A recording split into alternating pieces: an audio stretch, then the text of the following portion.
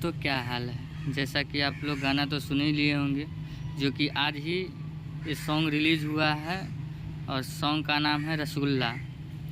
और rasgulla song release हुआ है आज त्रिमूर्ति म्यूजिक वर्ल्ड पे। और ये सॉन्ग है भैया विजय चौहान जी और शिल्पी राज जी ने इस सॉन्ग को गाए हैं। और गीत जो है वो भी इसमें विजय चौहान जी ही दिए हैं। और संगीत जो है म्यूजिक वो है विकास यादव जी का।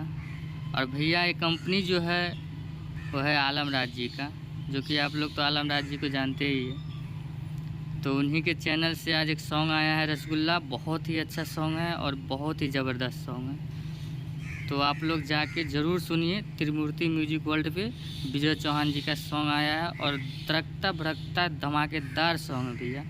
आप लोग सुनिएगा, दिल खुश हो जाएगा।